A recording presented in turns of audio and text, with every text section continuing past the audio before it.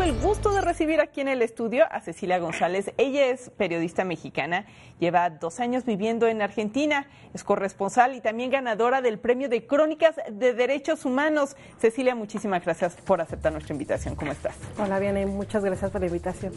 A ver, 12 años viviendo en Argentina y ganas una crónica que tiene que ver con los derechos humanos de la dictadura argentina que se llevó del 76 al 83.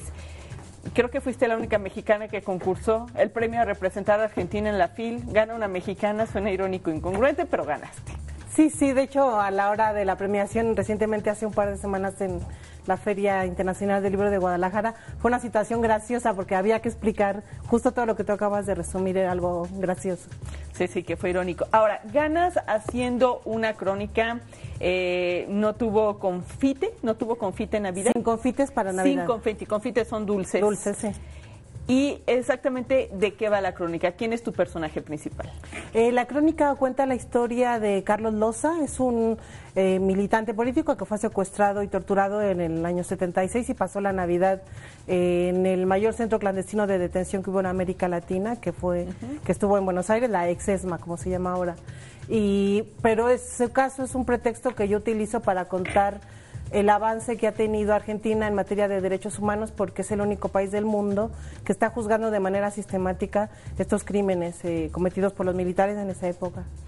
Y aunque son circunstancias completamente distintas, cuando hablamos de derechos humanos resultaría imposible no traer a la realidad mexicana el propio escándalo, la propia tragedia que se vivió en las desapariciones, y me refiero exactamente a Ayotzinapa. Derechos humanos, el pasado trágico con el presente trágico de México, como lo mencionabas en tu discurso. ¿Cómo encuentras esas similitudes? ¿Qué hay que aprender? Para mí la gran lección, una de las lecciones más importantes es que el trabajo por los derechos humanos y por la justicia en realidad es colectivo. Son los sectores de la sociedad que se agrupan y que no dejan de pelear, ni siquiera en las peores circunstancias. Para que en Argentina hubiera justicia pasaron casi 3 décadas. Entonces hoy es muy emocionante ver ir a cada, porque son múltiples juicios, ahorita hay como 300 en marcha, ir a cada sentencia y ver que se están condenando y con sentencias así como muy firmes, delitos que se cometieron entre el 76 y el 83. O sea, a veces parece imposible, parece que no va a llegar, pero los colectivos que pelean y que no bajan los brazos en Argentina lograron de verdad estos juicios que son de verdad un ejemplo para la humanidad. Eso por un lado, la lucha colectiva y confiar en que... Sociedad civil organizada. Sociedad civil organizada, sí, que además sale de sus casas. Generalmente no son los políticos de carrera los que llevan adelante estas historias, sino la sociedad.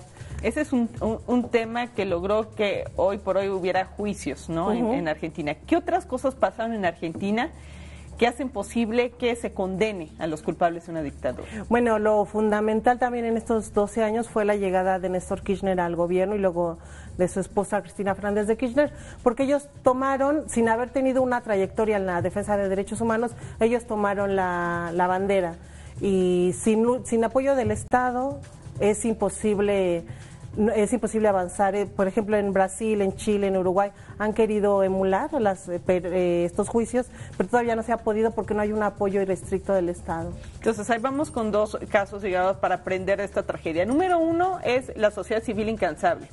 Número 2, la voluntad política del Estado. Cada vez nos las estás poniendo como más difícil, pero bueno, ¿habría otro elemento de aprendizaje? Sí, por supuesto. Y que eso me parece muy importante también a mí, que de mucha nobleza de lo que yo he aprendido en Argentina, de los organismos de derechos humanos.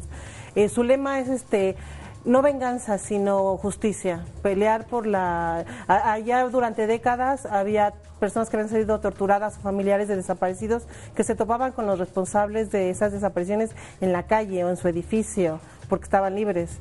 Y sin embargo, y a mucha gente le sigue sorprendiendo, nunca hubo ningún ataque físico ni ninguna venganza en contra de los torturadores. Así que esto es la justicia, no venganza.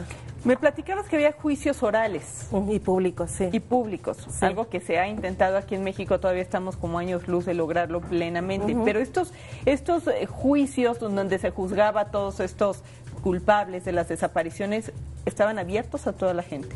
Están abiertos, continúan ahora, ha habido alrededor de más de 300 condenados pero hay más de 2.000 imputados, o sea que los juicios van a continuar. Por eso hablo de lo importante que ya es algo sistemático, la justicia, permanentemente hay juicios, permanentemente hay condenas. Sí, pero además es importantísimo que sean juicios orales y públicos, porque eso ayuda a la memoria, que es otra de las grandes luchas. Tenemos que recordar, o sea, las víctimas no son números, son personas con historias de vida, de ahí también la crónica, es contar una historia de vida, pero que simbolice todas esas efectos de la violencia. Cuando lo hacemos, y otra vez volviendo al tema de no podemos separarnos de esta tragedia de desapariciones con el tema de Ayotzinapa, vemos una sociedad civil, pero una sociedad civil que se ha politizado, algunos grupos. También vemos que, y también lo comentamos en algún momento, marchas que de repente son multitudinarias y de repente son mínimas, y entonces hay como frustración. ¿Qué decirle a esta gente? Siempre es así, las luchas es esto. Yo en Guadalajara insistí mucho, a todo esto va a ser largo, va a ser difícil, pero tratemos de no decepcionarnos, porque también cuando dejamos de pelear, ahí sí ganaron los malos. O sea, cuando creemos que ya no va a pasar nada. Sí, cuando nos decepcionamos, cuando creemos, la verdad es que no va a pasar nada, ya para qué peleo. Cuando nos convencen de que no hacer nada, no movilizarte, es lo mejor porque no va a ocurrir nada, ahí sí ganaron, siempre vengo diciendo los malos, los que nos quieren, porque es lo que les conviene a otros, ¿no? Para que no ocurra justicia. ¿Tú ves estos movimientos que se están llevando a cabo para exigir justicia, la politización, qué tanto daño puede hacerse? ¿Sucedía lo mismo con los organismos sociales hace 3 décadas en Argentina? Sí, por supuesto, es inevitable porque te conviertes en figura pública de manera involuntaria porque te desaparecieron un familiar, o sea, no es algo que buscaste.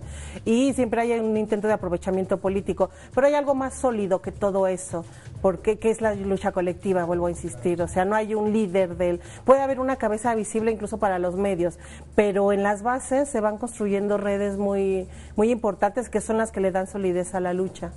Bueno, pues ahí están los aprendizajes de un pasado trágico para tratarlo de hacer a un presente igual de trágico, ¿no? La voluntad, la lucha social, la justicia y la no venganza, sobre todo, que es lo que no nos falta, tenemos mucho rencor.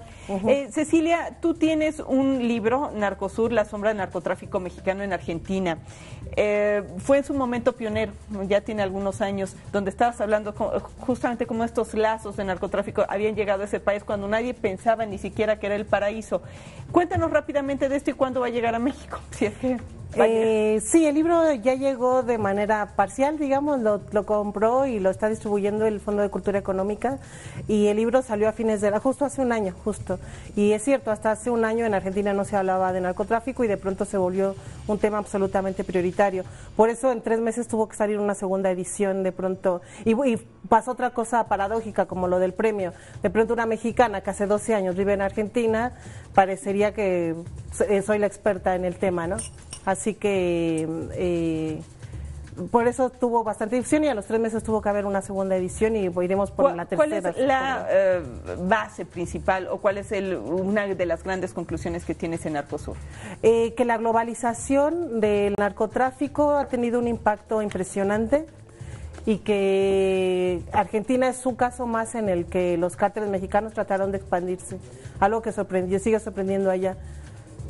Muy bien, bueno, pues ahí está Narcosur, la sombra del narcotráfico mexicano en la Argentina. Cecilia González, muchísimas gracias por estar con nosotros en el estudio. Gracias a ti por la invitación. Muy buenos días, y nosotros vamos a hacer una pausa, pero no se vaya porque regresamos con más información relevante de México y el mundo. Usted está en Excelsior Televisión, noticias que dicen más.